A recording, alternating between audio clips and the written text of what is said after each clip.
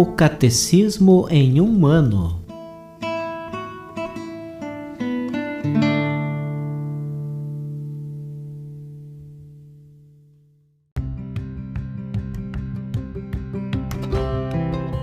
Olá, eu sou Antônio, seminarista da Diocese de Ponta Grossa, no Paraná. Você está ouvindo o podcast O Catecismo em um ano. Vamos ler todo o Catecismo da Igreja Católica ao longo de 365 episódios. Estamos utilizando a tradução em português apresentada pela CNBB em 2013, baseada na edição típica em latim. Baixe o plano de leitura por meio de um link que você encontra na página do Instagram, @o Catecismo em um ano, ou na descrição deste podcast.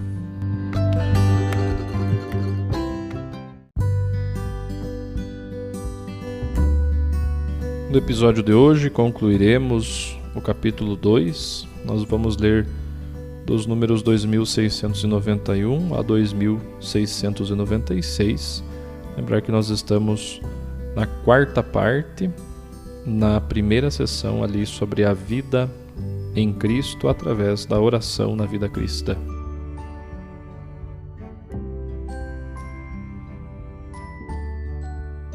Os lugares favoráveis à oração. A Igreja Casa de Deus é o lugar próprio para a oração litúrgica da comunidade paroquial. É também o lugar privilegiado da adoração da presença real de Cristo no Santíssimo Sacramento.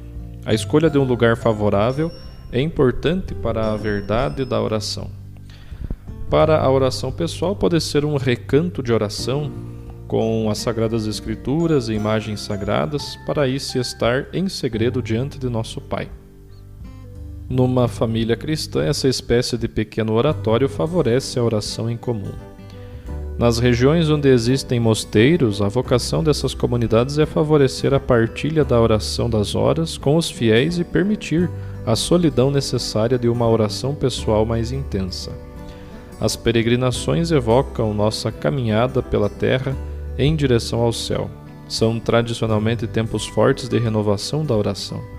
Os santuários são para os peregrinos, em busca de suas fontes vivas, lugares excepcionais para viver como igreja as formas da oração cristã.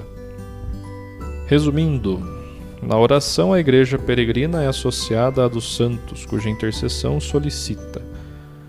As diferentes espiritualidades cristãs participam da tradição viva da oração e são guias preciosos para a vida espiritual. A família cristã é o primeiro lugar da educação à oração. Os ministros ordenados, a vida consagrada, a catequese, os grupos de oração e a direção espiritual garantem na igreja uma ajuda à oração. Os lugares mais favoráveis à oração são o oratório pessoal ou familiar, os mosteiros, os santuários de peregrinações e, sobretudo, a igreja, que é o lugar próprio da oração litúrgica para a comunidade paroquial e o lugar privilegiado da adoração eucarística.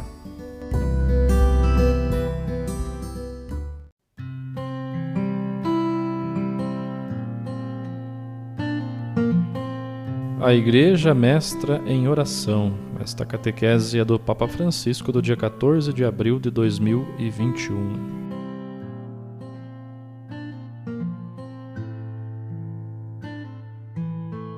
A Igreja é uma grande escola de oração. Muitos de nós aprendemos a silabar as primeiras orações enquanto estávamos no colo dos nossos pais ou dos avós. Talvez conservemos a memória da mãe e do pai que nos ensinaram a recitar as orações antes de dormir. Estes momentos de recolhimento são frequentemente aqueles em que os pais ouvem algumas confidências íntimas dos filhos e podem dar os seus conselhos inspirados pelo Evangelho. Depois, no caminho do crescimento, há outros encontros com outras testemunhas e mestres de oração. É bom recordá-los. A vida é uma paróquia e de cada comunidade cristã é cadenciada pelos tempos da liturgia e da oração comunitária. Aquele dom que na infância recebemos com simplicidade, compreendemos que é um patrimônio grande, um patrimônio muito rico e que a experiência da oração merece ser aprofundada cada vez mais. O hábito da fé não é engomado, desenvolve-se conosco, não é rígido, cresce, até através dos momentos de crise e ressurreição. Aliás, não se pode crescer sem momentos de crise, porque a crise te faz crescer. Entrar em crise é um modo necessário para crescer. E o sopro da fé é a oração. Crescemos na fé tanto quanto aprendemos a rezar. Depois de certas passagens da vida, compreendemos que sem fé não poderíamos ter bom êxito e que a oração foi a nossa força. Não só a oração pessoal, mas também a dos irmãos e irmãs da comunidade, que nos acompanhou e apoiou, das pessoas que nos conhecem, das pessoas às quais pedimos que rezem por nós.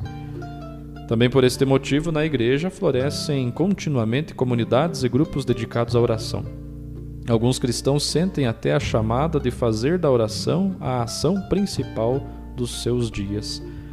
Na igreja existem mosteiros, conventos e eremitérios, onde vivem pessoas consagradas a Deus e que muitas vezes se tornam centros de irradiação espiritual. São comunidades de oração que irradiam a espiritualidade. São pequenos oásis nos quais se partilha uma oração intensa e se constrói a comunhão fraterna dia após dia. Trata-se de células vitais, não apenas para o tecido da igreja, mas para a própria sociedade. Pensemos, por exemplo, no papel que o monaquismo desempenhou no nascimento e no crescimento da civilização europeia, e também noutras culturas. Rezar e trabalhar em comunidade faz progredir o mundo, é um motor. Tudo na igreja nasce na oração e tudo cresce graças à oração. Quando o inimigo, o maligno, quer combater contra a igreja, fala primeiro procurando secar as suas fontes, impedindo-as de rezar. Por exemplo, vemos isto em certos grupos que concordam em levar a cabo reformas eclesiais, mudanças na vida da igreja. Há muitas organizações, há os meios de comunicação que informam todos, mas a oração não se vê, não se reza. Devemos mudar isto, temos de tomar esta decisão que é um pouco forte. É interessante, a proposta é interessante, apenas para o debate, apenas com os meios de comunicação. Mas onde está a oração? A oração é aquela que abre a porta ao Espírito Santo, o qual inspira a ir em frente. As mudanças na igreja sem oração não são mudanças da igreja, são mudanças de grupo. E quando o inimigo, como já disse, quer lutar contra a igreja, fala primeiro procurando secar as suas fontes, impedindo-as de rezar e induzindo-as a fazer estas outras propostas. Se a oração cessar, por algum tempo parece que tudo pode continuar como habitualmente, por inércia. Mas depois de pouco tempo, a igreja compreende que se torna como que um invólucro vazio, que perdeu seu eixo central, que já não possui a nascente do calor e do amor. As mulheres e os homens santos não têm uma vida mais fácil do que os outros, pelo contrário, também eles têm os próprios problemas para enfrentar, e além disso são frequentemente objeto de oposições. Mas a sua força é a oração, que aurem sempre do poço inesgotável da Mãe Igreja. Com a oração alimentam a chama de sua fé, como se fazia com o óleo das lâmpadas, e assim vão em frente, caminhando na fé e na esperança. Os santos, que muitas vezes contam pouco aos olhos do mundo, na realidade são aqueles que o sustentam, não com as armas do dinheiro e do poder, dos meios de comunicação e assim por diante, mas com as armas da oração. O Evangelho de Lucas, Jesus apresenta uma pergunta dramática que nos faz sempre refletir. Quando vier o Filho do Homem, encontrará, acaso, fé sobre a terra? Isto está em Lucas 18, versículo 8. Ou será que só encontrará organizações como um grupo de empresários da fé, todos bem organizados, fazendo beneficência, muitas coisas? Ou será que encontrará fé? Quando vier o Filho do Homem, encontrará acaso fé sobre a terra? Esta pergunta surge no final de uma parábola que mostra a necessidade de rezar com perseverança sem se cansar. Portanto, podemos concluir que a lâmpada da fé estará sempre acesa na terra, enquanto houver o óleo da oração. A lâmpada da verdadeira fé da igreja estará sempre acesa na terra enquanto houver o óleo da oração. É o que leva em frente a fé e a nossa vida pobre, débil e pecadora, mas a oração leva em frente com segurança. Uma pergunta que nós cristãos devemos fazer a nós mesmos: eu rezo? Rezamos? Como rezo? Como papagaios ou rezo com o coração? Como eu rezo? Será que rezo com a certeza de que estou na igreja e rezo com a igreja? Ou rezo um pouco de acordo com as minhas ideias e deixo que as minhas ideias se tornem oração? Isto é oração pagã, não oração cristã. Repito, podemos concluir que a lâmpada da fé estará sempre acesa na terra enquanto houver o óleo da oração. Esta é uma tarefa essencial da igreja: rezar e educar para rezar. Transmitir de geração em geração a lâmpada da fé com o óleo da oração. A lâmpada da fé que ilumina, que governa tudo o que deve ser, mas que só pode ir em frente com o óleo da oração. Caso contrário, apaga-se. Sem a luz desta lâmpada, não poderíamos ver o caminho para evangelizar. Aliás, não poderíamos ver o caminho para crer realmente.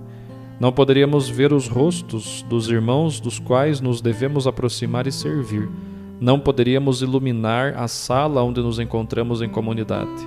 Sem fé, tudo desmorona, e sem a oração, a fé extingue-se. Fé e oração juntas. Não há outro caminho. Por isso, a igreja, que é a casa e escola de comunhão, é casa e escola de fé e de oração.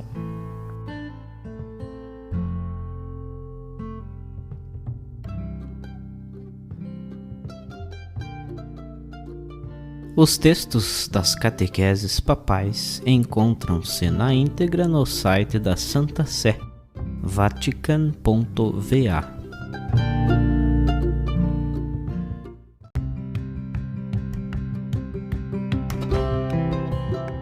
Você acaba de ouvir mais um episódio do podcast O Catecismo em um Ano. Continue nesse bom propósito de aprofundar o conhecimento e a vivência da fé católica e procure participar da sua comunidade. Rezemos por todos que estão fazendo esse caminho de leitura do Catecismo. Até amanhã!